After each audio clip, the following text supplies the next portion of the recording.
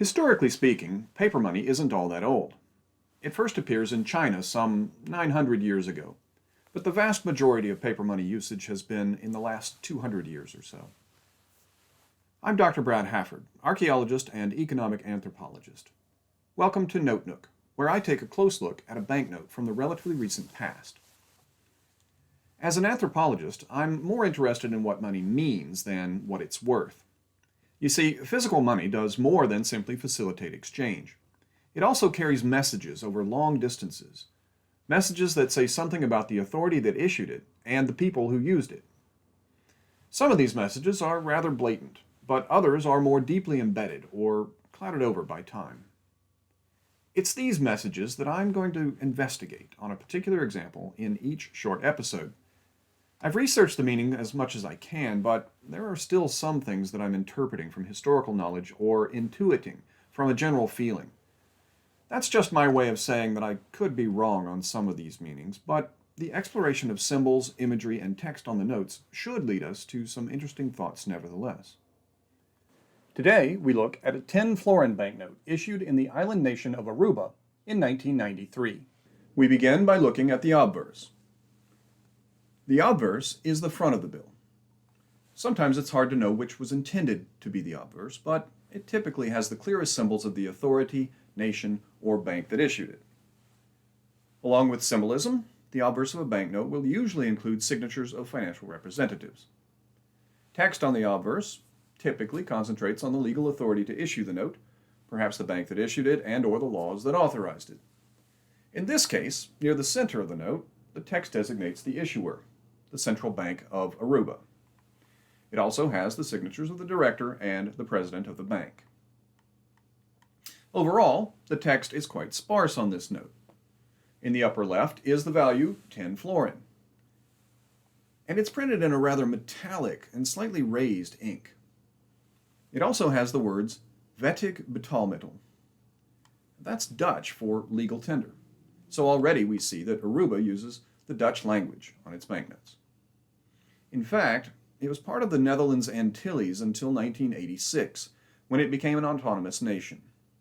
But its people decided to remain a constituent country of the Kingdom of the Netherlands. The sparse text allows this note to emphasize its beautiful artwork and glorious color. The primary image is of a calico conch shell. It's labeled in small text below, with its name Calco in John, and its Latin name Melongena melongena. The conch is well known in Aruba and often appears in Aruban recipes. So the artwork is chosen to display something recognizable and important to the culture that uses the note. This is quite typical of banknotes, and for an island nation, the sea will of course be of paramount importance. The spiraling shell motif can be seen in several places on the note. For example, in the stylized emblem in the lower left corner, but it also appears in the colorful geometric background.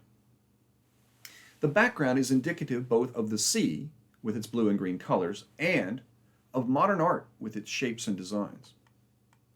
Dutch-inspired notes often display modern art, but this one is particularly connected to Aruba and to the island's ancient past. It was designed by the Aruban artist and director of the Archaeological Museum of Aruba, Evelino Fingal. Fingal's artwork took inspiration from unique native designs of the Arawak-Caquetio Amerindians who inhabited Venezuela and the islands off its coast in pre-Columbian times. The background of this note uses many of those designs, and it enhances them with sea colors. It also adds the undulating blue overlay that conjures a clear image of the surface of the sea. Finally, on the obverse, we see that there are two green vertical lines near the bottom left.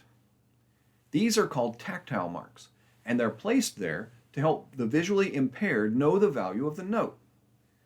They are slightly raised so they can be felt, and only the 10 florin has two vertical lines. The smallest note in use in 1993 was 5 florins, and it had 3 vertical lines, while the 25 florin had only 1. Larger denominations bore differing numbers of circles instead of lines. As always, the note is complex to help prevent counterfeiting. Not only would the raised tactile marks and the lined metallic tin florin designation be difficult to imitate, but there are also small colored threads mixed into the paper itself. These are called security threads, and they are visible indications that the paper is the official sort that is meant to be used for official banknotes. In addition, there is a watermark in the paper. This is an area that is slightly thinner in a particular design, so that it can be seen when a light is held behind it. Looking with a strong backlight at this note, we see a stylized tree in the seemingly blank area below the value designation. The tree bends in the wind, reflecting a windy seaside in an artistic manner. Let's now examine the reverse. The back of a note often emphasizes the circulating value and the laws protecting it.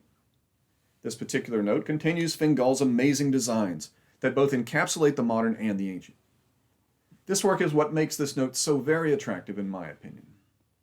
There's more blue and less green on the reverse, but it maintains both colors and it repeats the value 10 in two areas, though interestingly it does not mention the unit florin on this side. Along the left edge we see Fingal's credit line as creator of the design, and the serial number is stamped on the reverse here in the upper left and the lower right. This is, of course, part of the security and control system seen on most paper money. There's also large blue text telling us the place of issuance, Oranjestad, which is the capital of Aruba, and the date of issuance, 16 July 1993. The back of the raised tactile lines can be seen, and of course the watermark could be shown on this side as well with the right lighting. Below the artwork we see the name of the printer, Johannes Enschede in Zonen. It's a Dutch company of printers that's been in business since 1703. They printed the very first Dutch banknotes in 1814. There's also a copyright notice of the Central Bank of Aruba. The 1993 notes are no longer in circulation, and I'm analyzing the imagery, so I believe it is in fair use for that purpose.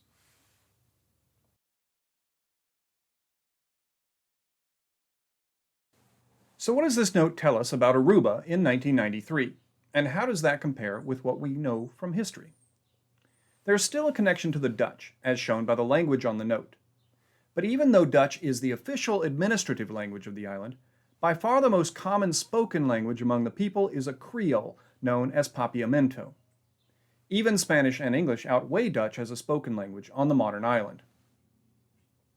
Aruba is only 179 square kilometers in area and located only 29 kilometers north of the Venezuelan coast.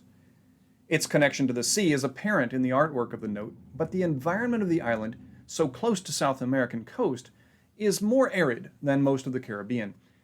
Perhaps this is reflected in the bending tree of the watermark. And although the ancient past is reflected in the use of Caquetio painted pottery designs in Fingal's art, this might not be recognized by most users unless they already knew the history of those designs. Due to their generally tall stature, the native Caquetio people were described as giants by the Spanish occupiers of Aruba in the 1500s. The Dutch took the island from the Spanish in 1636 and used it mainly to protect their supply of salt. Like the Spanish before them, the Dutch enslaved much of the native population and forced them to work, typically in mines.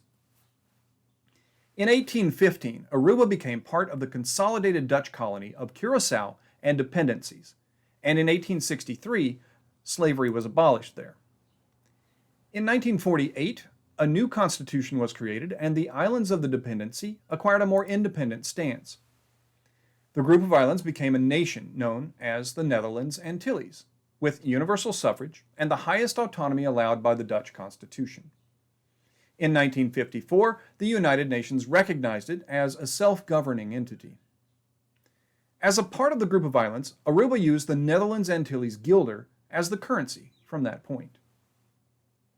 Then, in 1986, it took on its status apart, becoming the first of the islands to separate from the group to become an independent nation in its own right. There were plans to become completely independent, but the people decided to remain a constituent country of the Kingdom of the Netherlands, which it is to this day. A new design for the Aruban florin was introduced in 2019. It includes a 3D or holographic imagery strip as yet another anti-counterfeit measure.